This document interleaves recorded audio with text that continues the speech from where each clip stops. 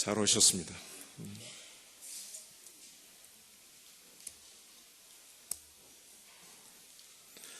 하나님의 말씀은 신약성경 히브리서 9장 9절입니다. 신약성경 히브리서 9장 9절 함께 봉독하십니다.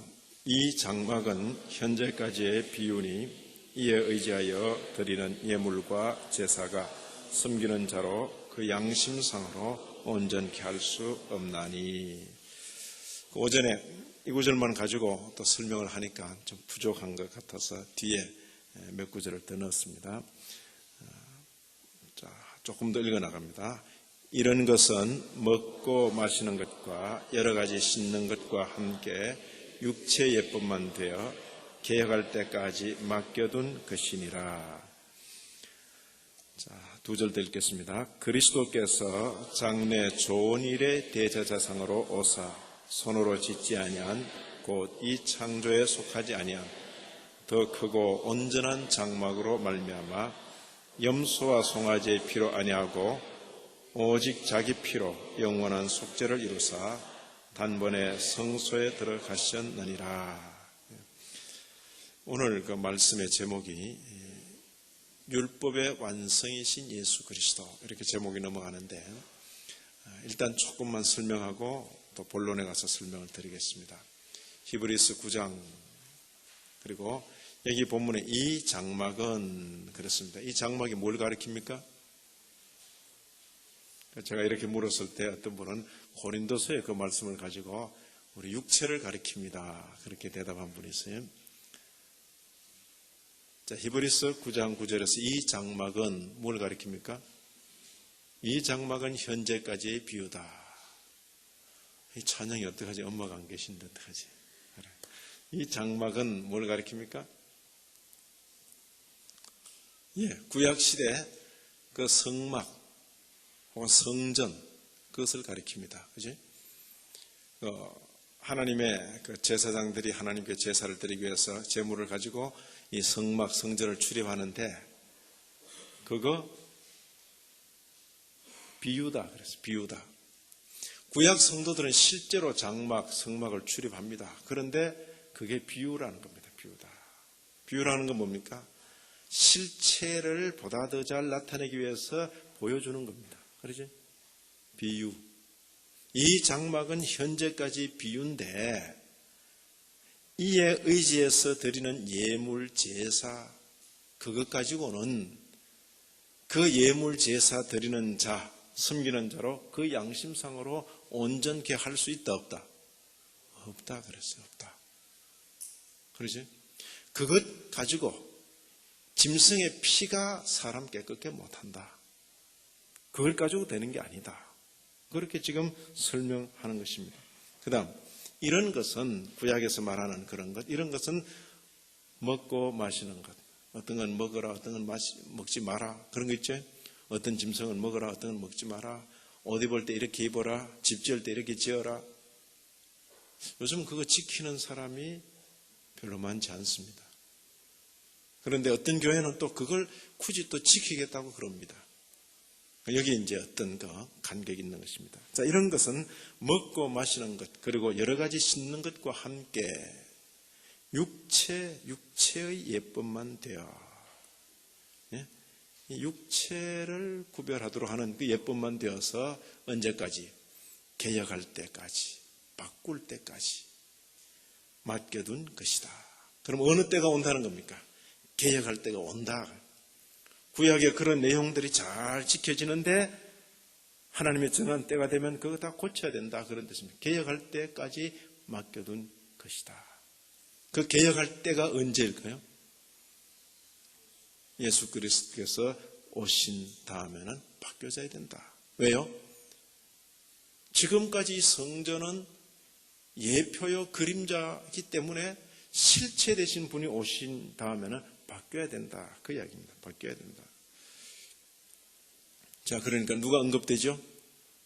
그리스도께서 오사, 그리스도께서 오셔서 무슨 일로 오셨다? 장래 좋은 일의 대제사장으로 오셔서 손으로 짓지 아니하고 이 창조에 속하지 않은 더 크고 온전한 장막. 이게 뭡니까? 손으로 안 지은 장막이 있다 그랬어요. 지금 예루살렘에 있는 것보다 훨씬 더 크고 온전한 장막이 있다 그랬어요. 그게 어디 있습니까? 곧 하늘에 있는 것이라. 영적인 세계를 지금 말하는 것입니다. 바로 이것은 지금 이 땅의 성전, 성소, 여기는 뭡니까? 짐승의 피를 가지고 출입하지만은 이 세계는 그런 세계가 아니다. 그렇게 말해요. 염소와 송아지의 피로 아니하고 오직 무엇으로? 자기 피로 한 영원한 속죄를 이루사 단번에 성소에 들어가셨느니라. 이 성소는 뭡니까? 땅에 있는 겁니까? 하늘에 있는 겁니까? 하늘에 있는 것이다. 지금 구약시대에 그런 어떤 짐승을 들여서 제사 드리게 하고 먹어라 먹지 마라 입어라 입지 마라 한 여러 가지 그런 예식들인 장차 실체가 올 때를 대비하도록 하는 그림자요 예표요 비유라 이렇게 말하는 것입니다. 이제 실체이신 그리스도께서 오셨기 때문에 다 바뀌게 돼 있다. 바로 여기에 이제 어떤 문제가 있는가 하면 우리가 이런 내용을 아주 정성스럽게 아주 주의를 기울여서 배우지 않으면요. 교회를 출입하고 신앙생활 한다고 성경 읽고 또 성경을 심지어 가르치기도 하면서도 전혀 엉뚱하게 행동할 수 있습니다. 이름은 기독교인데 유대교처럼 그렇게 행할 수가 있습니다. 예수 그리스도 십자가를 말하는데 구약 들고 마치 유대교처럼 그렇게 행하면서도 자신이 뭐가 어디서 잘못된지 잘 모를 수가 있는 거예요. 그게 오늘날 아주 혼돈된 모습의 기독교입니다. 특히 한국 같은 경우는 신학을 공부하는 이 통로가 너무나 다양하기 때문에 너무나 다양해요. 최근에 이렇게 인터넷상 신문지상 어제 저녁인지 언젠지 MBC PD 수첩을 통해서 소개되는 그런 이야기들, 목사 혹은 선교사, 기도원 원장들에 대한 다양한 이야기들 참 쉽지 않은 겁니다. 물론 그런 분들을 통해서 계속 그런 지적이 있어야 목사들은 정신을 차리고 또 항상 조심하겠죠. 그러나 그런 일을 계기로 기독교에 대해서 서서히 박해가 시작될 수도 있는 것입니다. 어떤 형태로든. 자, 어쨌든 기독교가 다양합니다. 신학을 제대로 배우지 않고도 성경을 부지런히 읽고 나름대로 성경을 가르치는데 예수 믿는 사람을 구약식으로 유대교식으로 얽어매기 쉽습니다. 왜냐하면 성경에 그렇게 하라 했기 때문에 그대로 한다는 겁니다. 해서는 안 된다 그 말이에요. 이제 시대가 달라졌기 때문에 바뀌었기 때문에 더 이상 그런 짓 하면 안 되는데 여전히 구약처럼 그렇게 하고 있는 그런 행태가 있다. 오늘 배울 내용은 아마 그런 내용일 것입니다. 자, 지난 시간에 우리가 배운 것이 우리의 성화와 선행입니다. 성화와 선행. 자, 같이 한번 배운 내용 이제 고백하듯이 쭉 읽어 내려갈 것입니다. 자, 같이 읽습니다. 우리는 하나님의 말씀을 듣는 것과 성령의 작용에 의하여 사람 안에서 역사하는 이 참된 믿음이 그를 거듭나게 하고 새 사람으로 만든다는 것을 믿습니다. 그것은 그로 하여금 새 삶을 살게 하며 죄의 노예 상태로부터 자유케 합니다. 그런 고로 이 의롭게 하는 믿음이 사람으로 하여금 선하고 거룩한 삶을 살도록 하는 일에 무관심하게 만든다는 것은 사실이 아닙니다. 그와 반대로 그것이 없이는 어느 누구도 하나님에 대한 사랑에서 어떤 일을 행하지 않을 것이며 단지 자기 사랑이나 혹은 정죄받을까 두려워서 행할 것입니다. 그런 거로 이 거룩한 믿음이 사람 안에서 비활동적이 된다는 것은 불가능한데 이는 우리가 공한 믿음에 대하여 말하지 아니하고 성경이 말하는 사랑으로 역사하는 믿음에 대하여 말하기 때문입니다. 이 믿음이 사람으로 하여금 자신을 하나님께서 그의 말씀 안에서 명하신 그 일들에 적용하도록 유도합니다. 믿음의 선한 뿌리에서 나온 이 일들은 하나님께서 보시기에 선하고 바듬직한데 이는 그 모든 것들이 그의 은혜에 의하여 거룩하여지기 때문입니다. 그럼에도 그것들이 우리의 칭의의 근거로 여겨지지는 않습니다. 왜냐하면 우리가 어떤 선한 일을 행하기도 전에 그리스도에 대한 믿음으로 말미암아 의롭게 되기 때문입니다. 그렇지 않고서는 나무 자체가 좋지 않고서는 그 나무의 열매가 좋을 수 없는 것처럼 그것들이 선할 수 없습니다. 그런 고로 우리는 선을 행하지만 공로를 위해서 행하지는 않습니다. 어떻게 우리가 공로를 세울 수 있겠습니까? 우리가 행하는 선한 일에 있어서 하나님께서 우리에게 빚지신 것이 아니고 우리가 하나님께 빚진 자들인데 이는 그의 선한 즐거움을 위하여 뜻하시며 행하심에 있어서 우리 안에서 일하시는 분이 그분이시기 때문입니다. 다음과 같이 기록된 말씀을 마음에 간직하십시다. 이처럼 너희도 너희에게 명하여진 모든 일을 행하였을 때에 우리는 무익한 종들입니다. 우리는 단지 우리의 의무를 행하였을 뿐입니다. 그럼에도 우리는 하나님께서 선행을 갚으신다는 것을 부인하지 않으며 오히려 그가 그의 은사들을 관씌우시는 것은 그의 은혜에 의한 것입니다. 더 나아가 비록 우리가 선을 행할지라도 우리는 우리의 구원을 그것들 위에 세우지는 않습니다. 우리는 우리의 육체에 의하여 더럽혀지지 않으며 벌받기에 합당하지 않은 그 어떤 하나의 일도 할 수 없습니다. 비록 우리가 하나의 선한 일을 볼 수 있다 할지라도 하나의 죄에 대한 기억이 하나님으로 하여금 그 선을 거절하시도록 하기에 충분합니다. 만약 그것들이 우리 구주의 죽으심과 고난받으심의 공로에 의존하지 않는다면 우리는 어떠한 확신도 없이 항상 의심하게 될 것이며 우리의 불쌍한 양심은 끊임없이 신음하게 될 것입니다. 아멘. 읽는 속도가 대단히 빨라졌어요. 대단히 빨라졌어요. 그런데도 한번 설명을 들은 분은 이렇게 막 읽어가면서도 잡히고 오늘 처음 보시는 분들은 좀 이렇게 좋은 말을 읽긴 읽었는데 내용을 잘 이해하기 어려울 것입니다. 자, 지나간 것은 지나갑니다. 이제 다음 갑니다. 율법의 성취이신 그리스도입니다. 율법의 성취이신 그리스도. 그러니까 율법이 어떤 면에서는 이렇게 장차될 일을 미리 보여주는 그런 면도 있고 예표적인 면도 있고 예언적인 면도 있고 그것이 이렇게 계속 율법 전체가 누군가를 기다리게 만드는 그러죠.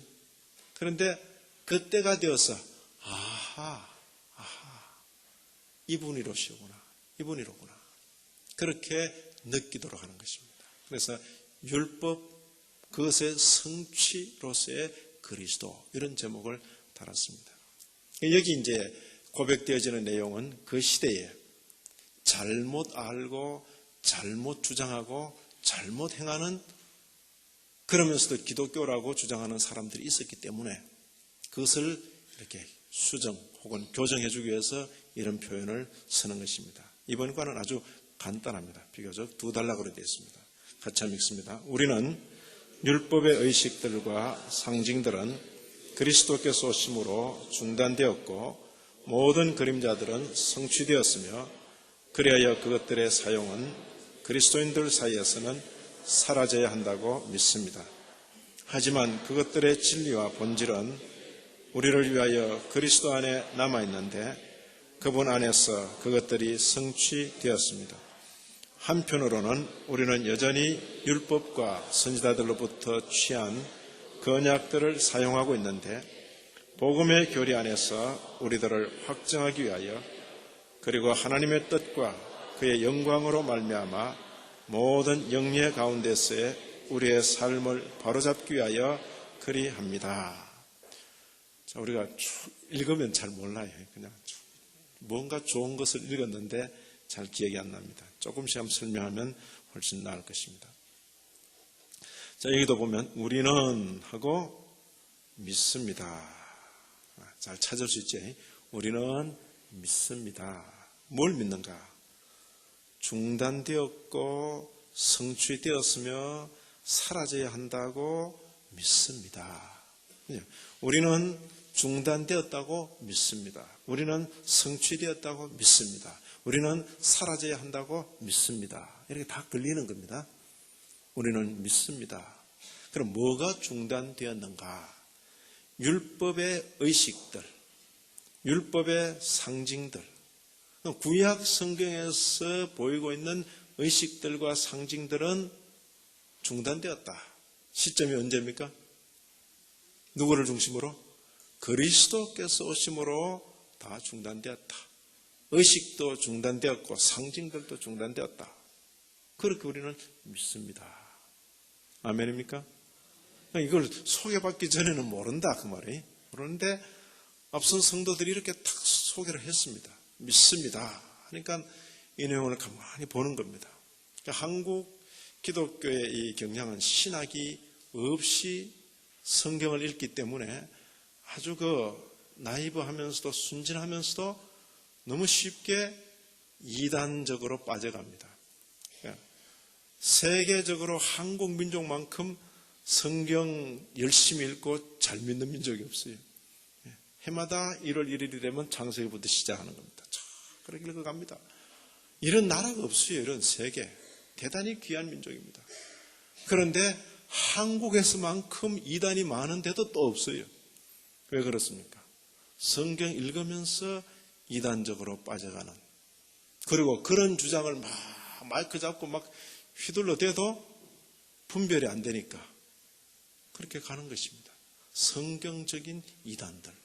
참 묘하죠. 자, 여기 보십시오. 율법의 의식들, 상징들, 그 성경에 있는 겁니다. 그런데 그것이 그리스도께서 오심으로 중단되었다고 믿습니다. 이 부분을 우리가 생각해야 됩니다. 그리고 또 성취되었다. 뭐가? 의식들과 상징, 그 모든 그림자들이 성취되었다. 그림자의 시대가 끝나고 실체가 오셨다 그 이야기입니다. 그리해서 그렇기 때문에 그것들의 사용은, 그것들이 뭐죠? 의식들과 상징들의 사용은 그리스도인들 사이에서는 어때야 된다고요? 사라져야 한다고 믿습니다. 사라져야 하는데도 불구하고 계속 그리스도인이라고 말하는 사람들 사이에 있기 때문에 이런 고백을 하면서 교회를 이렇게 세워나가려는 것입니다. 자, 이렇게 말하니까 또 아주 또 적극적인 분이, 목사님, 그럼 그런 구절들 다 빼버리고 성경을 따로 이렇게 편찬하면 어떻습니까? 또 이렇게 생각하는 사람이 있습니다. 그렇게 하지 말라고 말해요. 그건 그대로 가지고 있으면서 어떤 일들이 어떻게 성취됐는지 살펴야 되는 것입니다. 여기 하지만 그것들의 진리와 본질은 우리를 위하여 그리스도 안에 남아 있는데, 왜 그런가? 그분 안에서 그것들이 성취되었기 때문입니다. 그래서 구약 빼고 신약만 들고 다닌다거나 그래서는 안 되는 겁니다. 그래서 구약과 함께 신약을 들고 다니는데, 구약을 읽을 때는 반드시 우리가 그리스도 이후에 신약 시대에서 구약을 읽고 있다는 것을 항상 생각하면서 읽으셔야 실수가 없다 그 말이에요. 자, 사라져야 한다고 믿습니다. 이 부분이 아주 중요할 것입니다. 여기 1번, 2번 나오는데 보십니다.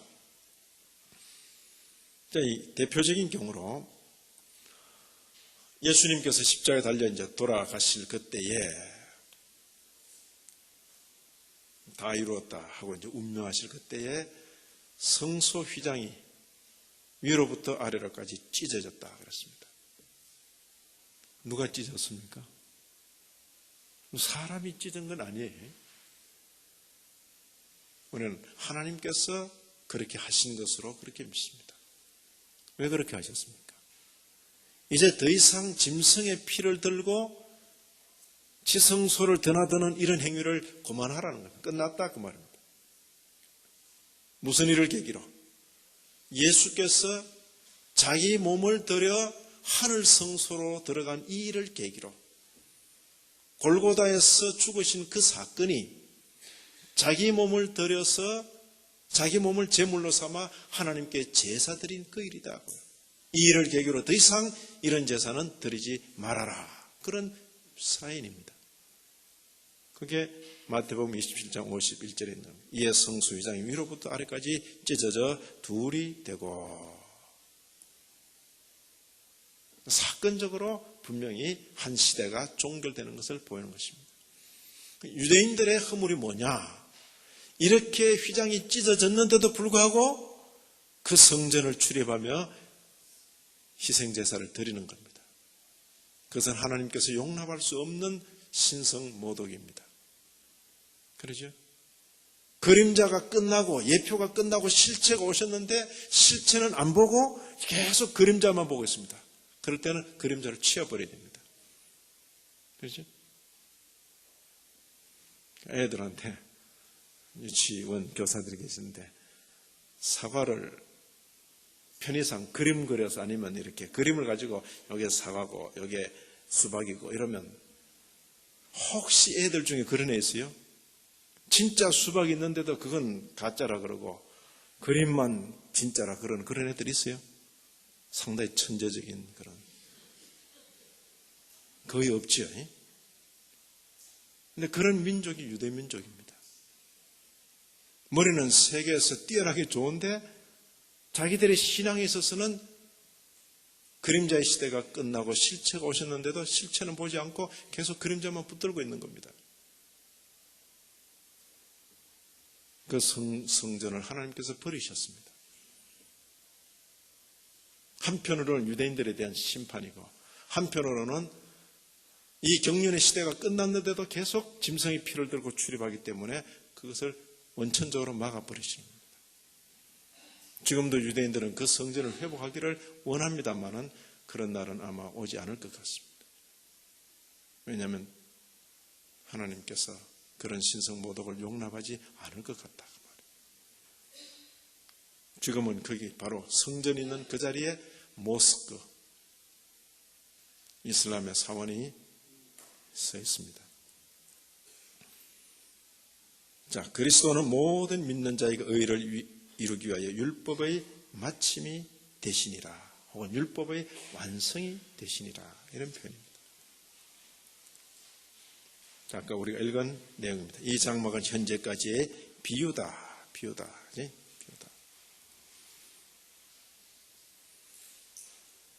또 우리 주님께서 내가 율법이나 선자나 평화로운 줄로 생각지 말라. 평화로운 것이 아니야 완전케 하려 합니다.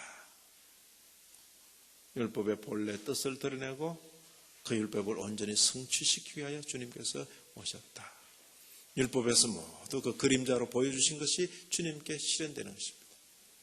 그렇죠? 선과 정의, 사랑, 화평, 이런 모든 그 개념들도 주님을 봄으로써, 주님을 통해서 비로소 이렇게 실체로 드러나는 것입니다. 아, 저게 사랑이로구나. 그가 우리를 위하여 죽으심으로 이로써 우리가 사랑을 알고, 그렇죠? 우리도 형제들을 위하여 목숨을 버리는 것이 마땅하니라. 우리는 사랑이 뭔지 몰랐어요. 그런데 그분으로 인해서 사랑을 안다 그랬습니다. 율법을 평화로운 것이 아니라 완전케 하려 왔다. 자, 이같이 율법이 우리를 인도한다. 율법이 우리를 인도한다. 누구에게 이런데요? 율법 잘 따라가면 이 율법 지켜서 구원받겠구나. 그런 오해를 하지 말라 그 말이에요. 율법을 잘 보고 있으면 뭐예요? 우리는 아니구나. 우리 힘으로 하나님께 인정받을 길이 없구나. 우리는 아니구나. 그리고는 구속자를 바라보게 만드는 거예요. 율법이 우리를 누구에게로? 그리스도에게로 인도하는 몽학선생이 된다. 몽학선생은 가정교사 이렇게 생각하기도 합니다. 손을 딱 잡고 어린애를 다 이끌고 가는 것입니다. 자, 이것들은 장래일의 그림자다. 먹고 마시고 할례 받고 하는 모든 것은 장래일, 어떤 일? 예수 그리스도께서 오셔서 그 이루실 일에 대한 그림자다. 그림자. 자, 둘째 단락으로 넘어갑니다.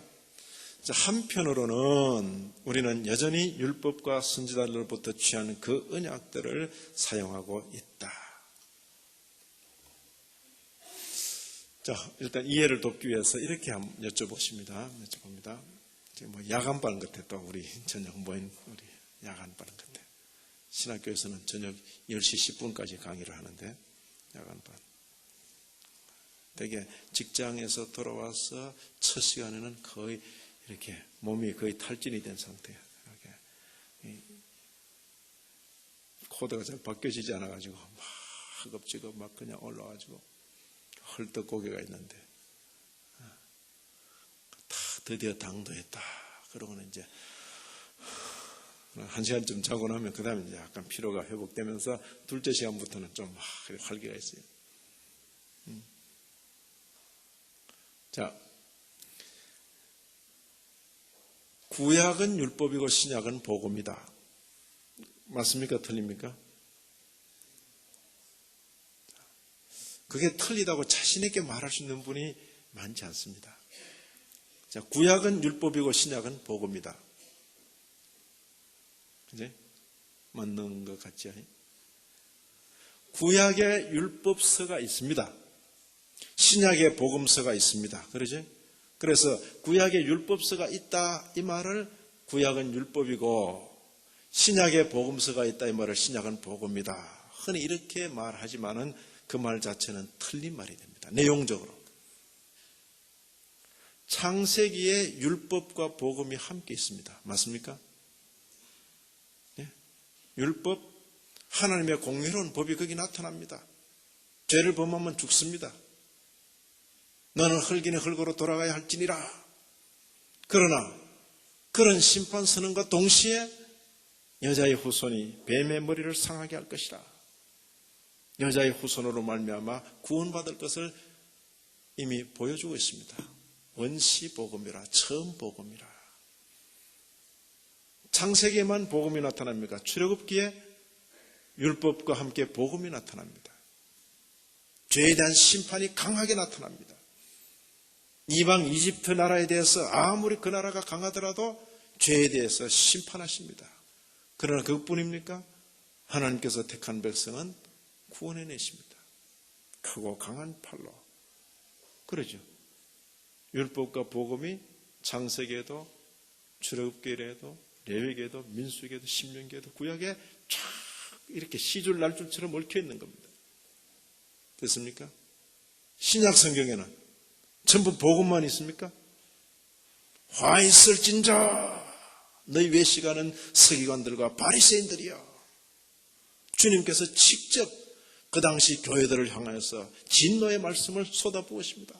화 있을진저 너희 외식하는 서기관들과 바리새인들이여. 예? 마태복음 24장 23장 무려 6번이나 반복해서 화 있을진저. 어때요? 그건 분명히 율법적입니다. 정죄를 선언하는 겁니다.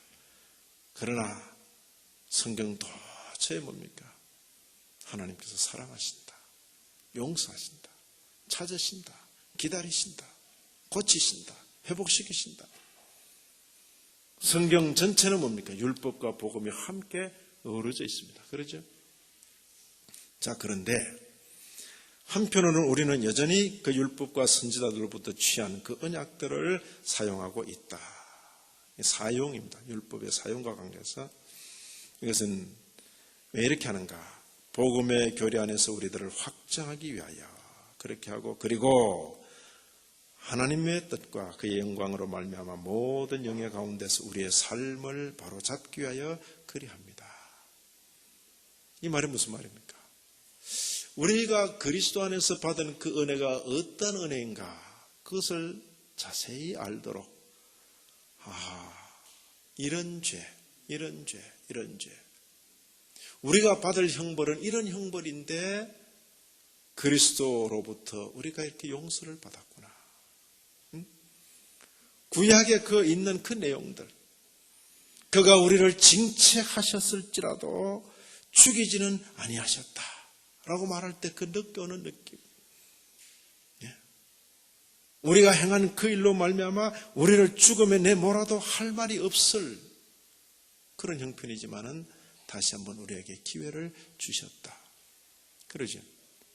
그게 그런 말씀이 없으면 우리가 어떤 용서를 받았는지, 어떤 은혜를 받았는지 잘 모른다. 구약의 율법들은 마치 뭡니까?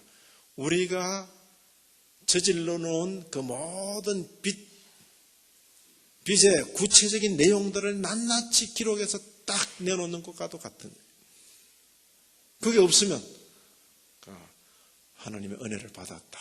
그냥 은혜. 아주 간단하게 그냥 그 안에 무슨 내용이 있나? 뭐 몰라. 그냥 목사님이 하도 은혜라 그러니까 뭐 은혜 모양이지. 내용이 없는 거예요.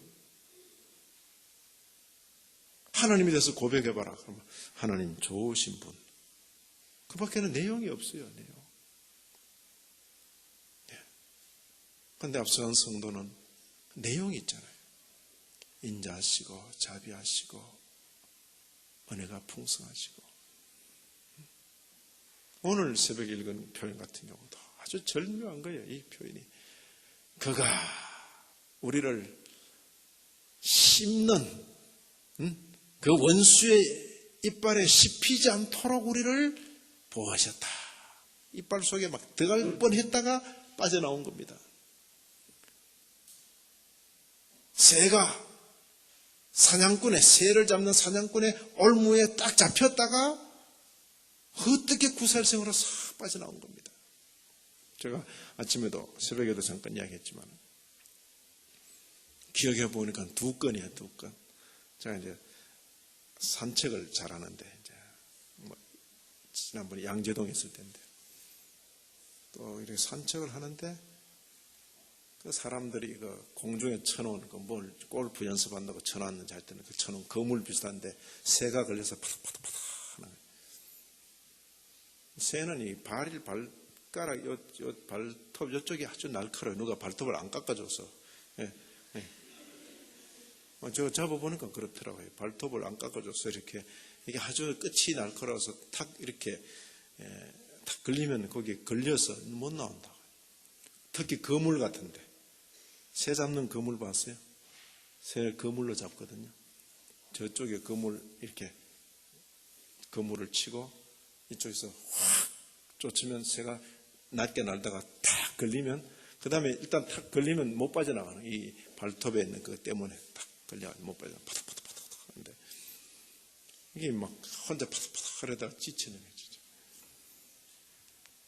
그러다가 이제 다시 집으로 가가지고 나무랑 다 연결해가지고 고무줄 묶어가지고 끝에 이제 아주 날카로운 칼 달아가지고 처음에 새는 자기 죽이는 줄 알고 막 난리를 치겠는데 그게 골프 연습장인 줄 난 몰라서 그냥 이렇게 하여튼 잘라내가지고 떨어뜨려서 보니까 뭐 많이 상했어요. 그렇게 이제 그거는 이제 이렇게 풀어서 날려보냈다고요. 그건 좀 간단했는데 그 다음 한 건이 있어요. 한 건 그거는 이렇게 구룡산 올라가는 그 길로 나갔다가 새가 가로수에 걸려있더라. 가로수에. 새가 왜 가로수에 걸려있어요?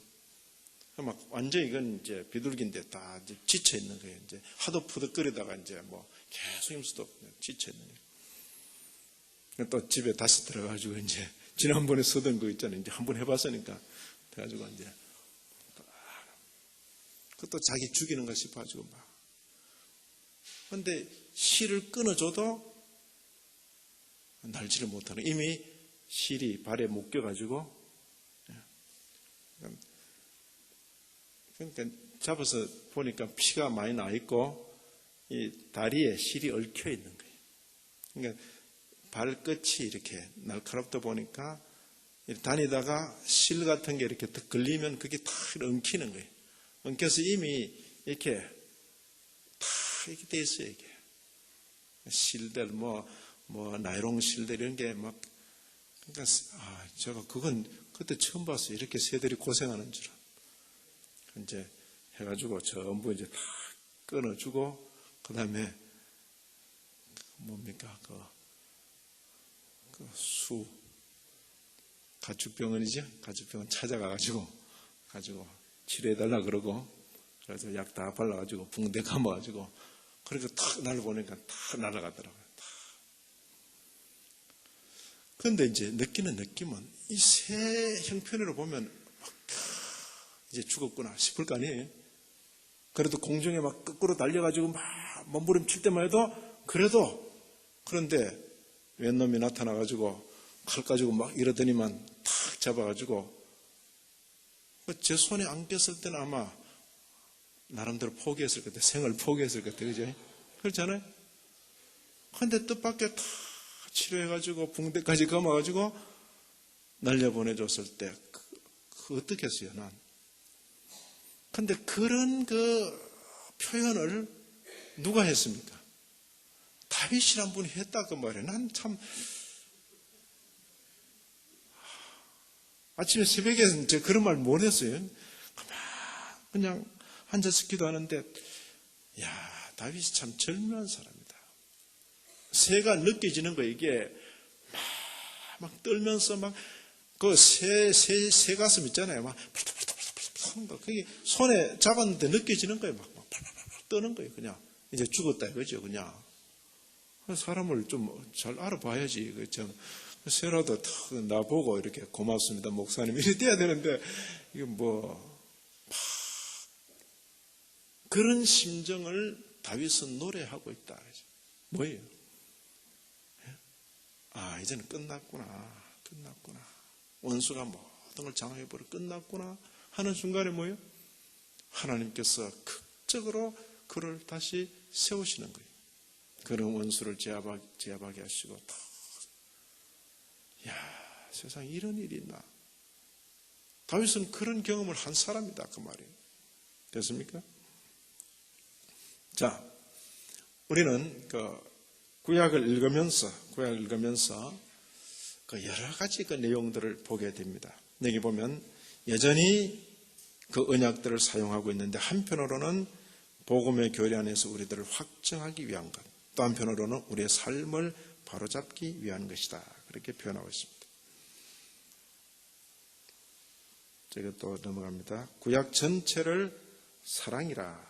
사랑은 율법의 완성이니라. 이렇게 표현했습니다. 사랑은 율법의 완성이니라. 우리 행동에 대해서는 이게 맞습니까? 틀립니까? 너무 많이 물을 필요 없어요. 진짜 네 속에 그 사랑이 있는가? 자, 넘어갑니다. 일단 넘어갑니다.